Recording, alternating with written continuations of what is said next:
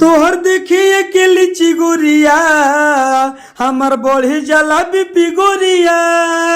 तोहर देखिए के लीची गोरिया हमार बढ़ी जाला बीपी गोरिया। जब पेन्हलू ड्रेस कोरिया आवेलू हमारा भिरिया।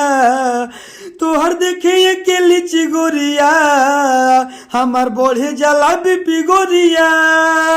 तो का हाल है सिंगर भाई लोग, ठीक है? थंबनेल देखकर तो पता चलिए गया होगा, तेजी से ये गाना वायरल हो रहा है। हरियर हरियरी लागेलू सोना सड़िया में परी लागेलू। इस गाने को प्रमोद प्रेमी गाए हैं और सभी सिंगर पवन सिंह, खेसारी लाल, नीलकमल, जितने भी ट्रेंडिंग स्टार हैं सभी कलाकार इस गाने को उठाकर गा रहे हैं। तो भैया हम भी इसी ट्रैक पे गाना लिखे हैं कि तोहर देखिए के लीची गोरिया हमार बढ़े जाला बीपी गोरिया। तो हम भी लिखे हैं इसी ट्रैक पे कि हमार बढ़ जाला बीपी गोरिया तोहर देखिए कि लीची गोरिया। तो आप सिंगर हैं तो आप इस गाने को दोस्तों गाइए, गारंटी के साथ कहते हैं ये गाना ब्लास्ट करेगा ही करेगा, क्योंकि हम ये गाना लिखे हैं ट्रैक पर प्रमोद प्रेमी के गाना के ट्रैक पे जो गाना आया है हरियर हरियरी लागेलू सोना सड़िया में परी लागेलू। इसी ट्रैक पे गाना लिखे हैं।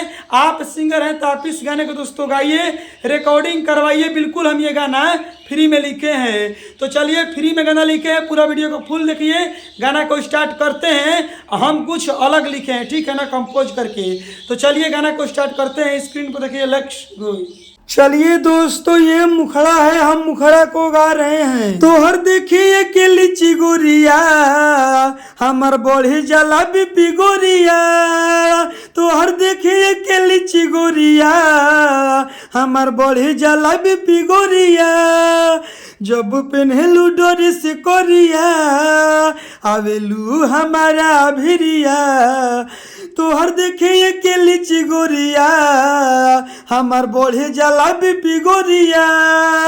तोहर देखिए के लीची गोरिया हमार बढ़े जाला बीपी गोरिया। चलिए दोस्तों ये पहिलका अंतरा है, हम पहिलका अंतरा को गा रहे हैं। कौन विटामिन तू खालू दिन प दिन चिकनालू। हमार फेल कैले बालू तू मोती हो, तोहर पहिले से बहल पर गति हो। तोहर देखिए के लीची गोरिया हमार बढ़ी जाला बीपी गोरिया। तोहर देखिए के लीची गोरिया हमार बढ़ी जाला बीपी गोरिया। जब पेन्हलू ड्रेस कोरिया आवेलू हमारा भिरिया। तोहर देखिए के लीची गोरिया हमार बढ़े जाला बीपी गोरिया। तोहर देखिए के डीपी गोरिया हमार बढ़े जाला बीपी गोरिया। चलिए दोस्तों ये दूसरा का अंतरा है, हम दूसरा का अंतरा को गा रहे हैं। मार्केट में तोहरे डिमांड बा, तोहरे सामानी ब्रांड बा। बात कहेले राजा सिंहानी हो, यहाँ चली नहीं मन मानी हो। तोहर देखिए के लीची गोरिया हमार बढ़ी जाला बीपी गोरिया। तोहर देखिए के लीची गोरिया हमार बढ़ी जाला बीपी गोरिया। जब पेन्हलू ड्रेस कोरिया आवेलू हमारा भिरिया।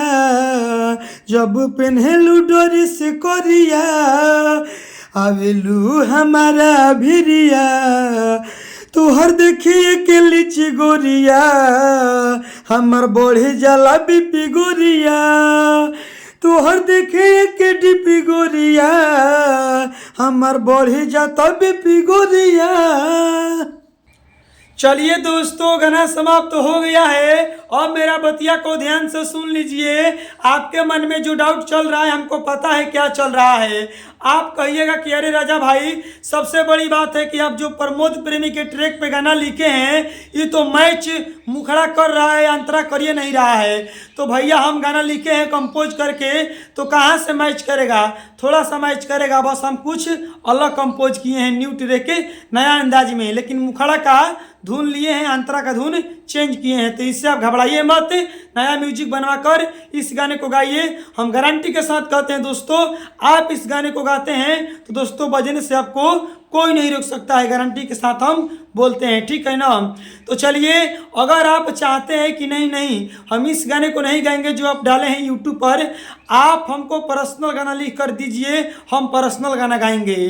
तो अगर आप पर्सनल गाना लिखवाना चाहते हैं इनसे बढ़िया, इनसे बेस्ट, तो देखिए स्क्रीन पर मोबाइल नंबर है, कॉल करिए, हमसे बात करिए, हम आपको दोस्तों पर्सनल गाना लिख कर दे देंगे, इनसे बढ़िया, इनसे बेस्ट। स्क्रीन पर मोबाइल नंबर है, कॉल करके हमसे बात करिए और पर्सनल गाना लिखवाइए अपने लिए स्पेशल है। चैनल पर नए हैं तो सब्सक्राइब कर दीजिए, लाइक कर दीजिए, कमेंट बॉक्स में कमेंट करके बताइए किस टाइप के गाना लिखे। Bye bye, love you.